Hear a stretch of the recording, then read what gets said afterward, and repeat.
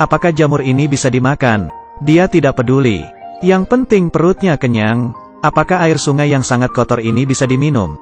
Dia juga tidak peduli. Yang penting dahaganya hilang. Pria ini terkurung di sebuah pulau terpencil di tengah kota Seoul, Korsel.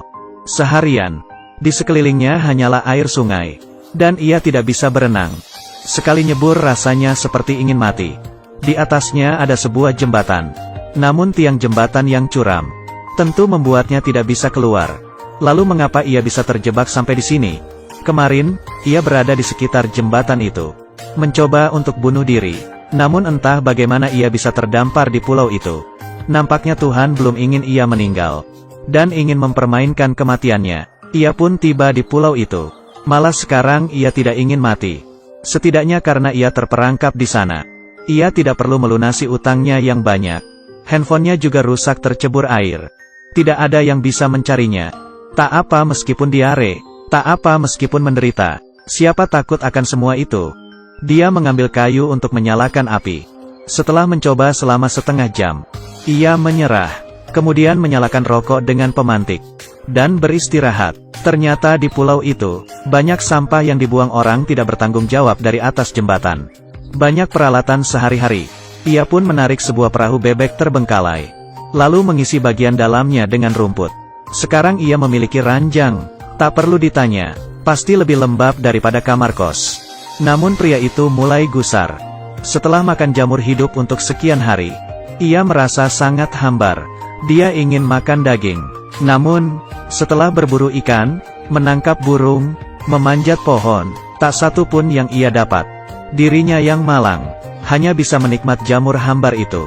Sampai suatu hari, ia keramas di pinggir sungai. Saat sedang keramas, muncul beberapa ikan mengapung di permukaan sungai. Ternyata mereka keracunan sampo pria itu. Akhirnya, malam itu ia pun bisa makan ikan bakar.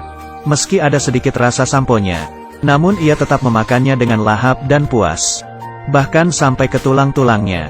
Tengah malam, ada seekor burung diam-diam memakan tulang ikan sisanya.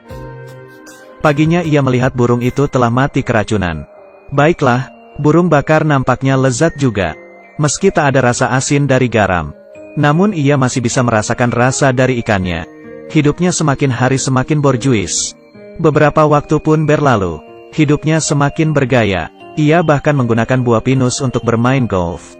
Permainannya para konglomerat. Hari itu di hutan, ia menemukan sebuah benda. Sebuah bungkusan mie kacang. Ia melihat gambar mie kacang di atas bungkus itu. Muncul sebuah hasrat dari dalam lubuk hatinya. Dia ingin makan mie kacang.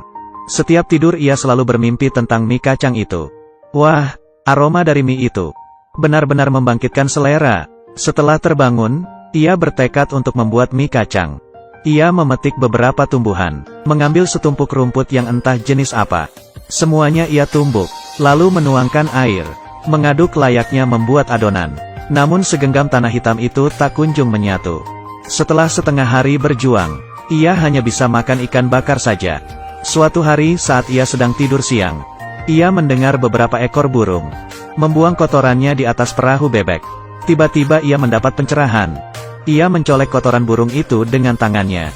Melihatnya dengan teliti. Jika burung memakan tumbuhan, maka di dalam kotoran mereka pasti ada bibit tanaman yang tidak tercerna. Ia pun juga bisa memanen tumbuhannya. Ia pun segera mengeruk semua kotoran itu. Setelah terkumpul, ia pergi ke tengah pulau, mencari tanah yang mengandung cacing. Di sana ia mulai menanam kebunnya sendiri. Ia setiap hari mengumpulkan bibit, lalu disebar ke atas tanah. Karena takut tanamannya dimakan burung, ia pun menggunakan jasnya untuk membuat sebuah orang-orangan sawah. 3 bulan berlalu, ia telah menjadi seorang Tarzan yang handal. Ia sekarang memiliki rutinitas hidup. Semakin lihai memancing ikan. Setiap memancing pasti selalu dapat. Ia juga dapat dengan mudah memanjat pohon, lalu mengambil telur burung, dan menggorengnya di atas sekop bekas. Ia juga menggunakan kaleng bekas untuk menyeduh teh. Menggunakan botol parfum bekas untuk mengambil keringatnya, dan meneteskannya di atas ikan. Untuk menambah cita rasa, tanamannya pun mulai tumbuh. Setiap hari ia mengumpulkan barang-barang bekas di seisi pulau. Siapa tahu ada sampah yang dibuang orang, dan masih dapat dipakai. Sampai suatu hari, Ia tiba-tiba menemukan sebuah botol bir kosong. Di dalamnya terdapat secarik kertas. Apakah ini surat dalam botol? Ia mengambil kertas itu. Ternyata hanya berisi sebuah tulisan kecil. Hello, halo. Tiba-tiba ia teringat. Ia pernah menulis di atas sebuah pantai. Dengan kata yang sama, yaitu, hello. Apakah ada yang membalas pesannya itu? Kemudian, ia mengganti tulisan, hello, tadi. Menjadi, how are you, apa kabar? Hari kedua, ia kembali menemukan sebuah surat botol, bertuliskan, fine, THANKUNU, aku baik, bagaimana denganmu? Aku yakin kalian semua bisa menebaknya. Apa kalimat selanjutnya? Surat botol itu menunjukkan bahwa ada seseorang yang diam-diam mengamati kehidupan primitifnya. Hari itu juga, ia melihat tanaman jagung yang ia tanam. Telah tumbuh sebuah jagung kecil. Ia senang bukan kepalang. Tak habis pikir, entah dari mana, pulai tersebut kedatangan satu orang. Ia adalah seorang pengantar makanan. Ternyata dia memberi si pria 3 piring kecil mie kacang. Dengan rasa original, bawang, dan seafood. Serta beberapa cemilan. Sepertinya dia adalah orang yang mengirim surat botol selama ini. Ia sangat mengerti si pria. Namun setelah berpikir, ia malah mengembalikan semua mie kacang itu. Sembari berkata ke si pengantar makanan, aku memang ingin sekali mie kacang. Namun jika keinginan itu mudah untuk didapat, maka sudah tidak ada nilainya lagi. Hari berikutnya, ia kembali mendapat surat. Di atasnya tertulis, IAMSORRY, maaf. Waktu pun berlalu. Semua hasil kebunnya telah panen. Ada timun, jagung, kacang kedelai, cabai. Ia mempreteli jagung itu, menumbuknya hingga halus, lalu tambah air dan mengaduknya. Menggunakan botol surat tadi untuk menggiling adonan. Kemudian ia potong menjadi sehelai mie. Lalu direbus. Lalu ia menggali sebuah bumbu mie kacang yang telah lama terkubur. Dan ditambahkan ke atas mie. Sebuah mie kacang dari pulau terpencil. Kini siap disantap. Sembari mengaduk, ia pun terisak. Dan setelah menyantap mie buatannya, air matanya pun mengalir. Keinginannya pun terwujud sudah. Sembari makan, pria itu menangis terharu. Selama ini ia merasa bahwa apa yang ia lakukan selalu gagal. Namun sekarang, ia berhasil mewujudkan sebuah mukjizat yang hebat. Saat itu juga, dari kejauhan, seorang wanita menggunakan lensa kameranya, mengabadikan momen mengharukan pria itu. Wanita itu adalah sahabat jauh dari si pria. Dia sudah 3 tahun, tidak keluar dari rumahnya. Kamarnya yang remang-remang, terisi penuh oleh sampah. Hidupnya benar-benar tidak lepas dari rumah. Ia bangun jam 8 pagi. Sarapan makanan kaleng dengan 172 kalori. Jalan 3000 langkah di depan dinding. Jam 9 buka komputer dan online. Jam 12 setelah ibunya keluar rumah. Lalu ia pergi mandi. Siang hari ia menyantap sebuah roti dengan 525 kalori. Kemudian berjalan 6000 langkah. Lanjut online sampai malam. Kemudian tidur jam 9. Setiap hari ia tidur di atas tumpukan bubble wrap. Ranjangnya berada di dalam lemari. Kadang saat ibunya bertanya mau makan apa, dia menjawabnya melalui SMS. Lalu ia kirim ke ibunya. Masakan ibunya diletakkan di depan kamarnya. Setelah ibunya pergi, barulah ia mengambil makanan itu. Ia juga memiliki sebuah kamera yang sangat panjang.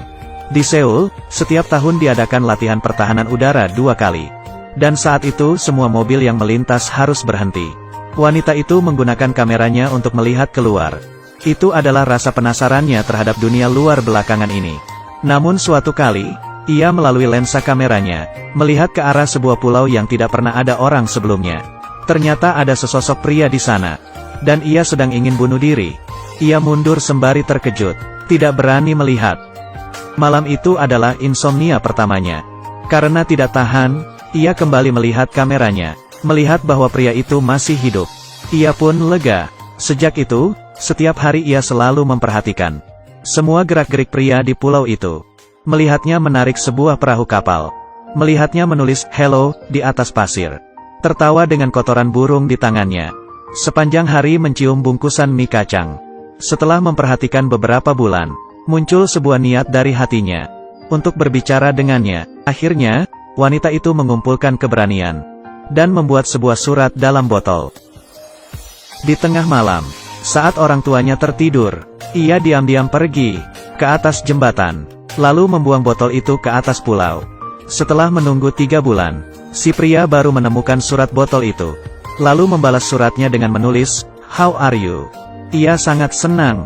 Tidur pun sambil tersenyum. Keduanya mulai berkomunikasi dari jauh.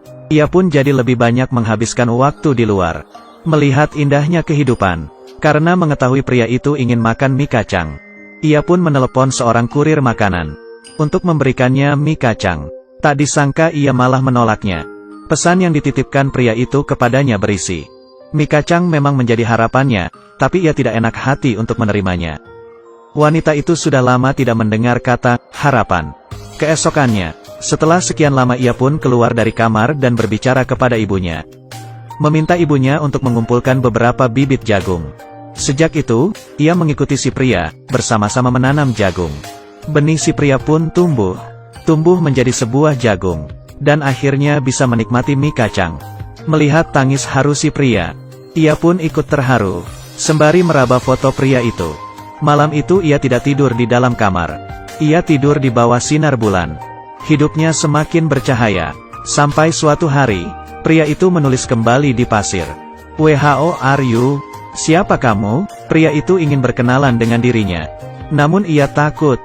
Sebab ia sudah lama hidup sendiri dan kesepian. Ia pun tidak membalas pesan si pria. Hari berikutnya, si pria mencari surat botol itu kemana-mana. Namun ia tidak menemukannya. Ia pun menulis kata, "Why?" Mengapa? Wanita itu melihatnya, sangat tidak senang. Ia pun tidak mempedulikannya. Pada malam beberapa hari berikutnya, badai melanda Seoul. Pria itu dilanda bencana. Ia ingin menyelamatkan kebunnya. Namun semua tanamannya habis terseret air. Air sungai pun meluap, menyeret perahu bebeknya. Bahkan tempat tidurnya pun lenyap. Hari kedua, si wanita tidak tahan untuk terus menghindar darinya. Ia pun melihat tampang si pria yang telah kehilangan semua miliknya. Ia menjadi sedih. Saat itu juga, sekelompok petugas kebersihan muncul di pulau itu. Dan ingin membersihkannya. Setelah melihat si pria, mereka menyuruh si pria untuk meninggalkan pulau itu.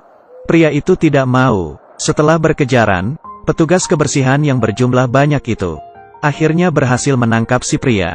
Mereka tidak mempedulikan tangisannya, tidak mendengar semua permohonannya, memaksanya untuk mengenakan baju, lalu membawanya pergi. Melihat ekspresi putus asa pria itu, sebelum meninggalkan pulau, si wanita tiba-tiba tergerak untuk menyelamatkannya. Kini hatinya bersemi cinta, dirinya pun tidak takut lagi. Dia membuka pintu rumah, lalu pergi keluar. Langkah kakinya bagaikan seekor kuda yang berlari bebas. Sementara itu, si pria ditelantarkan di pinggir jalan. Sendirian. Ia adalah raja di pulau itu. Namun di tengah masyarakat, ia adalah seorang gelandangan yang hina. Ia melihat sebuah gedung berlantai 63. Di sana pernah menjadi tempatnya untuk mengakhiri hidup. Ia pun menaiki sebuah bus. Kembali pergi ke gedung itu. Ia mengambil dompet lamanya, menempelkan kartu di mesin. Dan ternyata berhasil. Ia pun menangis sambil tersenyum. Sedangkan si wanita masih terus berlari. Melihat jejak sepatu pada botol. Mendengar dari orang sekitar. Ia tahu bahwa di dalam sebuah bus ada seorang lelaki gelandangan yang aneh. Ia pun mengejar bus itu. Namun bus itu telah jalan. Ia tidak bisa mengejarnya. Hanya bisa terhenti lalu menangis. Ia tidak berhasil menyelamatkan pria itu. Dan tidak ada orang yang bisa menyelamatkan dirinya. Ia pulang sambil menangis. Berjalan seperti mayat hidup. Tiba-tiba, alarm pun berbunyi. Ini adalah latihan pertahanan udara. Dan saat pelatihan, semua mobil harus berhenti. Dia pun kembali, memunculkan raut wajah tersenyum, dan mengejar pria itu lagi. Akhirnya, ia berhasil naik ke bus itu. Di tengah penumpang yang tercengang melihatnya, ia melihat sosok pria itu yang sedang berlinang air mata. Ia berjalan perlahan menuju pria itu. Berbicara padanya. Ia menggunakan bahasa Inggris memperkenalkan dirinya. Lalu bertanya pada si pria, "Who are you?" Siapa kamu? Mendengar perkataan itu, si pria pun tahu bahwa ia adalah sosok yang selama ini bertukar surat dengannya. Pria itu melihat wajah si wanita. Ia pun tersenyum. Setiap manusia memiliki sebuah pulau kecil di hatinya. Mungkin ada kalanya pulau itu terisi penuh oleh sampah. Ada kalanya dilanda badai ganas. Namun jika kamu menanam pulau itu dengan bunga, maka percayalah, suatu hari, malaikat pun akan terharu. Setelah menyaksikan sampai sini, apa tanggapan kalian terhadap film ini? Aku tunggu komentar dari kalian. Buat yang suka jangan lupa like, ya.